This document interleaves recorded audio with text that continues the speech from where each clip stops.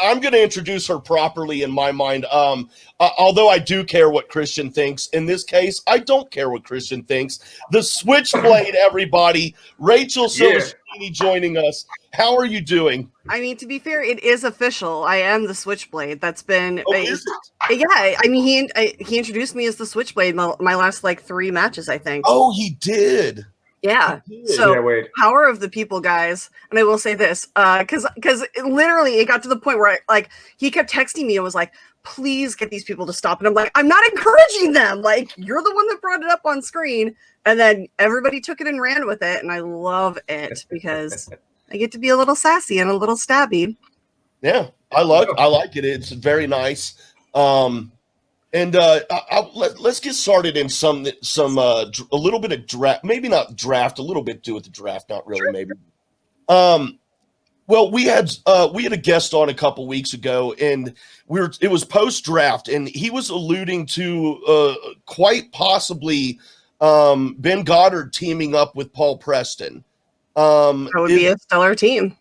It might be. It might be. I am a fan of the Pride. I pick on Goddard. I don't have anything really personal against him. I just like picking on him. But I was a fan of the Pride. Still am if they're still around. But like I said, it was alluded to that wasn't the case. Well, I'm just curious how you feel about that. Is that something? Can you tell us? Are you gonna team up with Goddard again? If not, do you know if you're going to team up with someone else? We don't know the teams on the den yet, because teams is an issue that is being pushed to the back burner right now because there's no teams matches anywhere near in sight, and unless it's the belt match, which doesn't concern us. So right now we're just focusing as a faction on our members who do have matches, and once we start to feel that, things are starting to heat up and, gears are starting to turn for the teams division, that's when we'll sit down as a faction and be like, okay, so what are we going to do? Because we have 6, 7, 8 people in our faction that would make a freaking amazing teams. Like why wouldn't you divide and conquer and create the best of the best out of that? Like I would feel sad to not play with Ben anymore, but I wouldn't feel any resentment because I want what's best for him. I want what's best for my faction. And if it's not playing with him, like maybe he gets paired up with somebody. And I mean, the whole thing with last season about, everybody wanted, I think everybody wanted Paul and Ben to be paired up together last year. And then Paul and Tom got paired up as like a power couple. And then they lost their first match. And then we didn't hear from them again because of the way the season ran. And Ben and I were the B team and we ran with it. And we got 2-1 last season, which is much better than my last team's record. But it's one of those things, like, you never know where the strength of people is going to come with the combinations that you have. And we have a lot of really strong people to pair up with each other. So. All right. Nice to see you again, Rachel. I saw you at Star Wars Celebration. Yeah, so definitely a highlight for me. So my question is like, what's the toughest category for you to study for in the Schmoedown, whether it's in singles or in teams? I mean, this isn't I'm not dropping any news bombs here.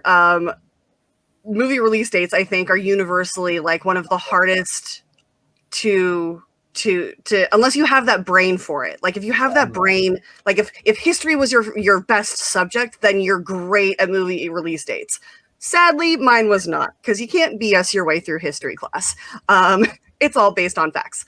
So I mean, you try and find the study tactics that work for you. And I think I found a few ways. So it may not be as big of a weakness as people have thought in the past.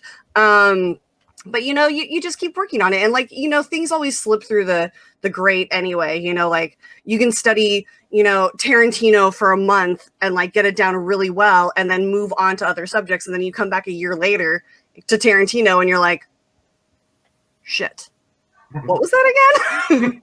Yeah. So it's you got to stay loose, and you got to stay up to date, and just keep refreshing your mind.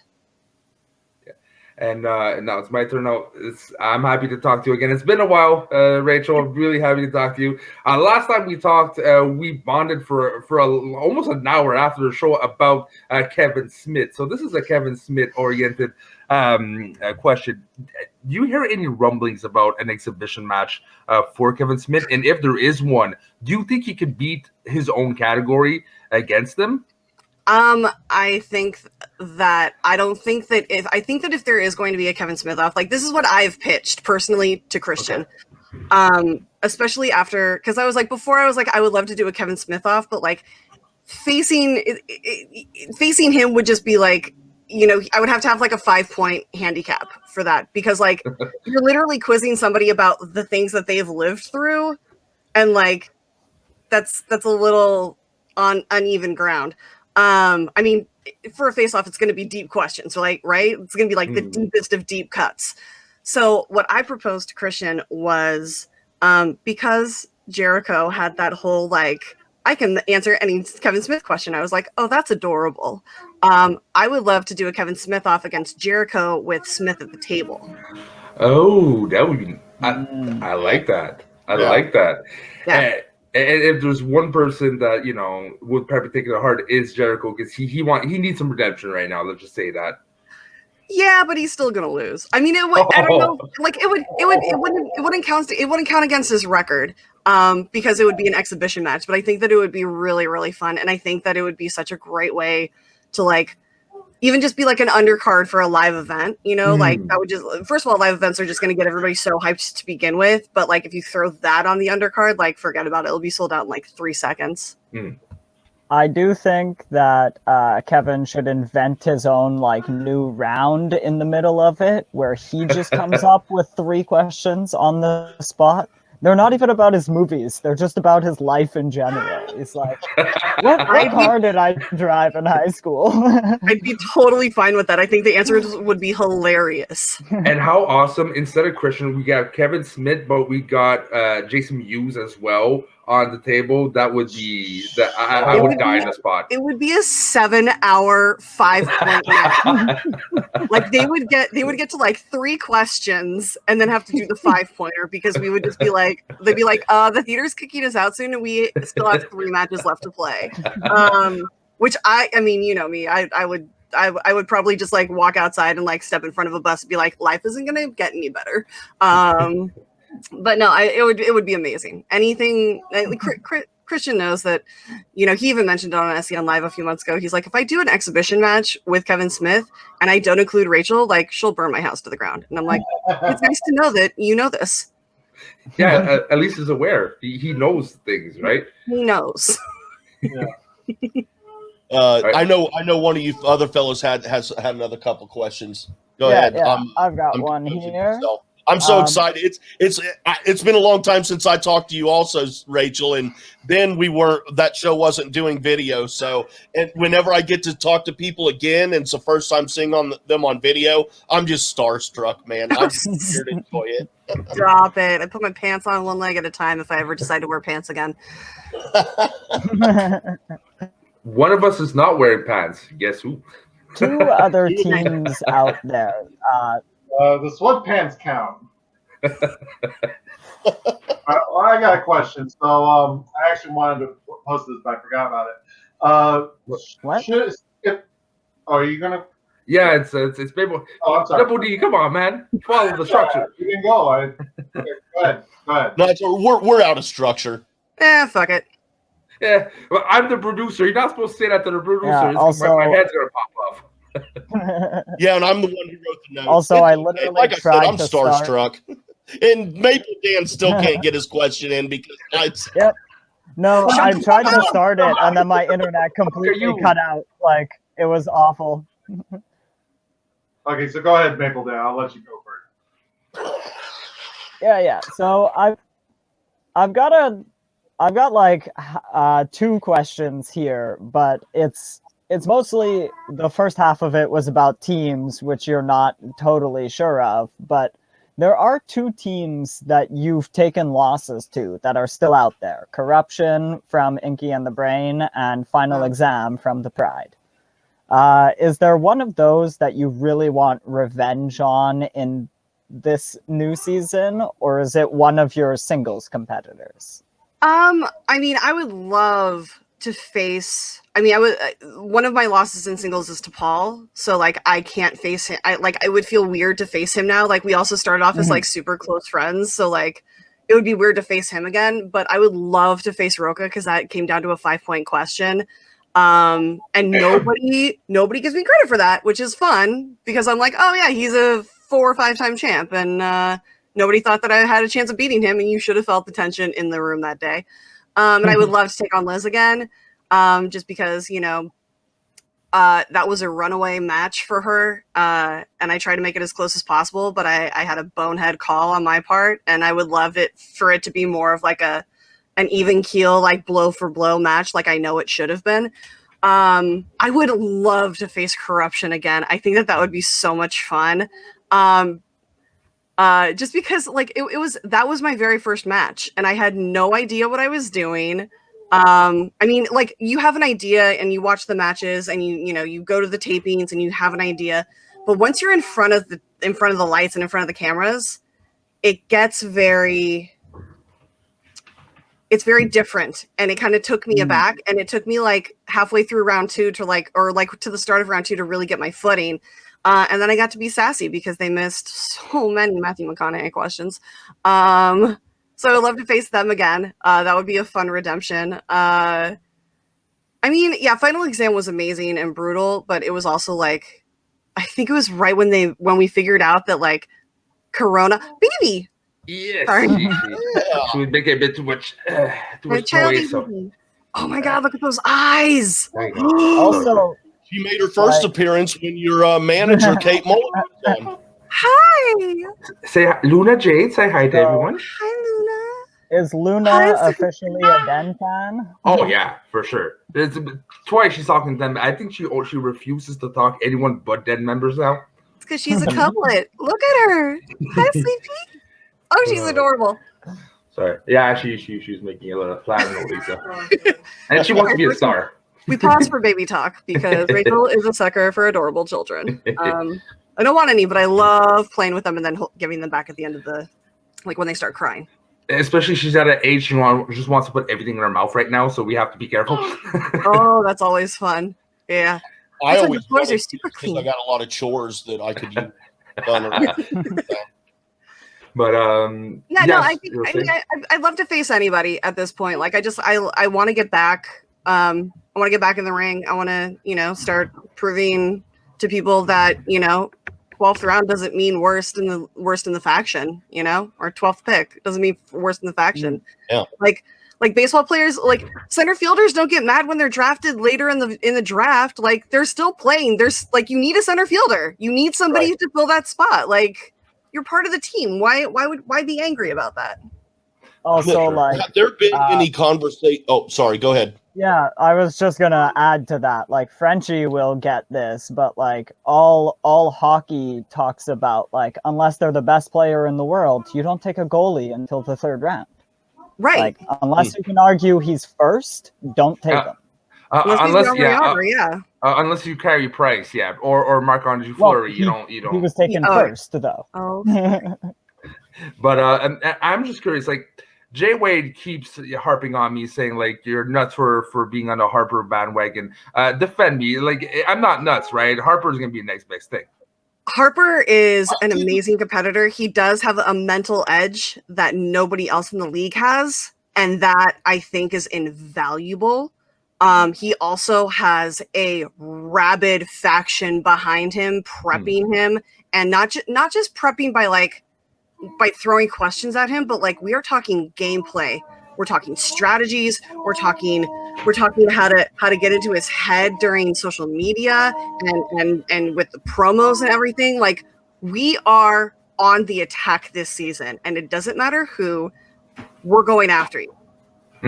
So Harper already has a good leg up on just about any other Star Wars player, because he has that history with him that nobody else does. Okay. I'm not nuts, Jay. I'm not nuts. Okay. First of all, I never said Harper wasn't a future star. I never said he wasn't a future champ. But he's gonna beat Damon this year. If Damon's going down, my friend.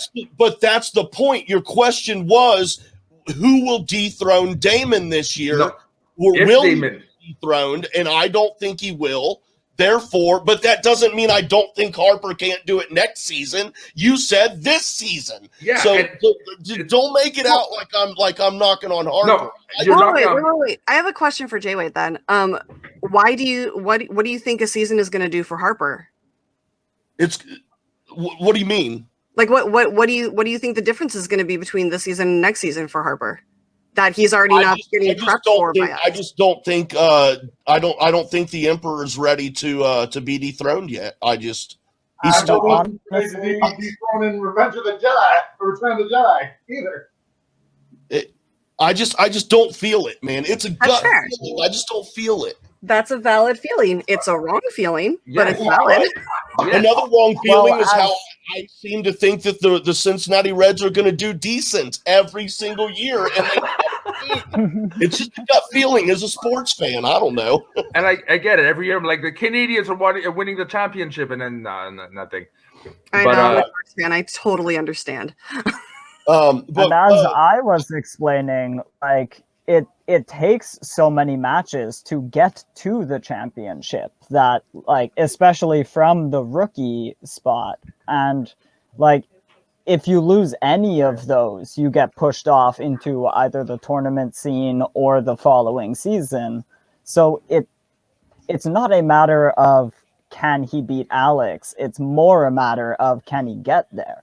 There were a lot of really great Star Wars competitors in that tournament who don't get a chance to play Alex because they couldn't get past the other super great competitors. And I totally agree with that.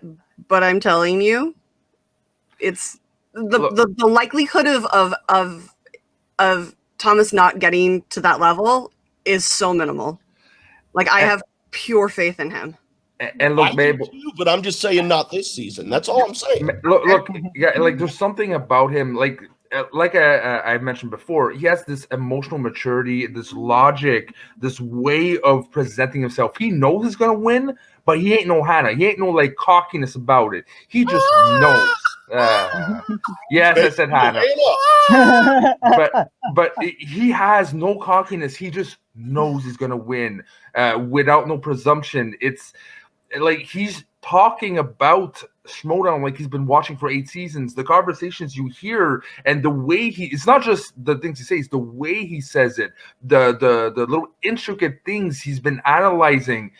I've never seen someone pick up Schmoedown that fast in my life. So it's something special about him. Like for me, I felt something special about Collins. It's exactly the same feeling I have about Harper. And Jay Wade, you're right. He's going to be a champion. You're just wrong on the timing. I completely agree with Silvestrini and Double D.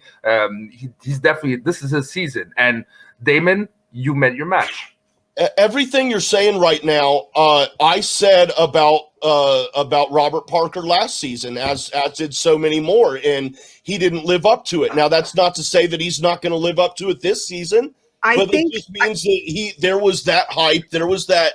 There's always that hype around Pete. Alex Damon, dude, he is, if you want to talk about, in my opinion, if you want to just talk about not players, players, but who has held titles, the only person that I would not argue was at least comparable with Alex Damon is the Smasher, Kevin Smets.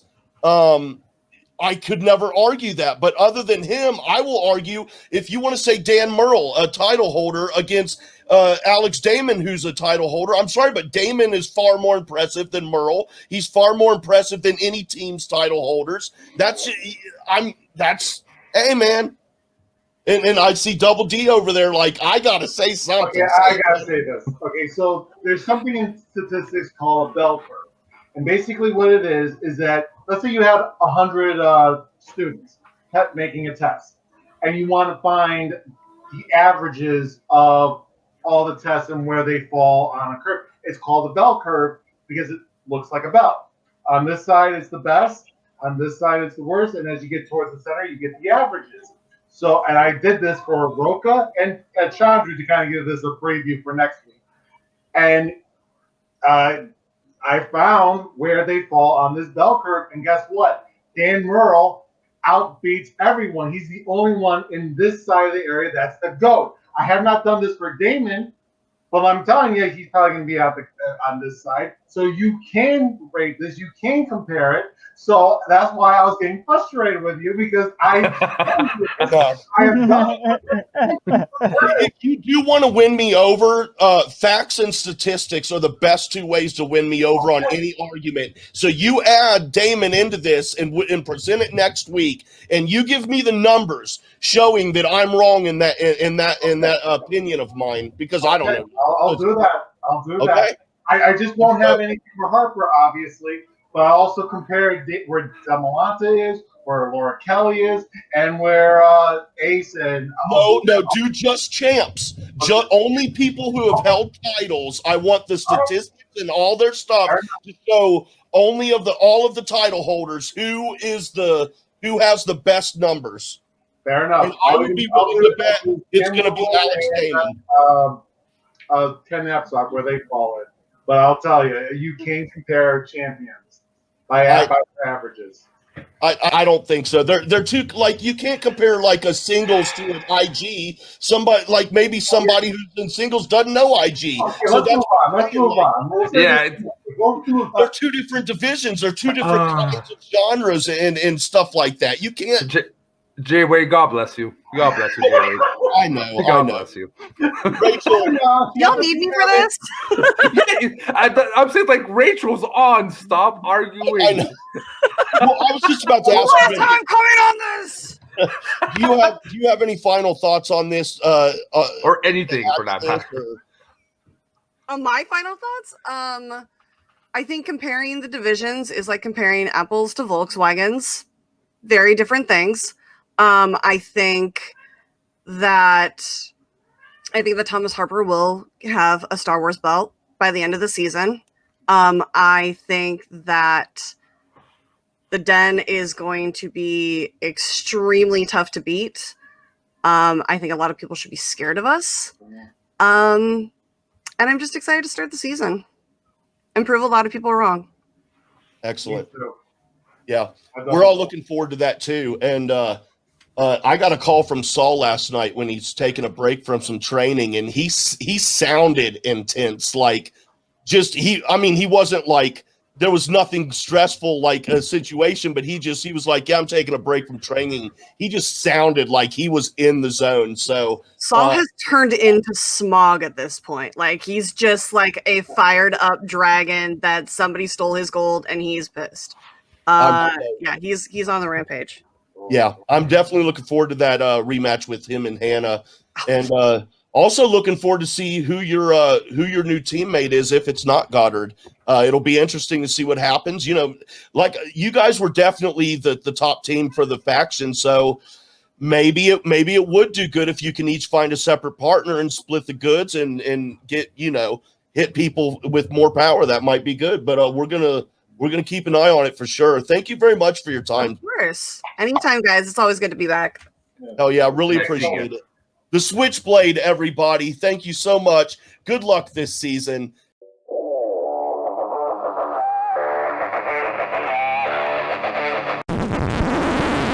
You want to hear something funny? The mic wasn't on that whole time. No way. Yeah, for real. Oh, wow. So smooth.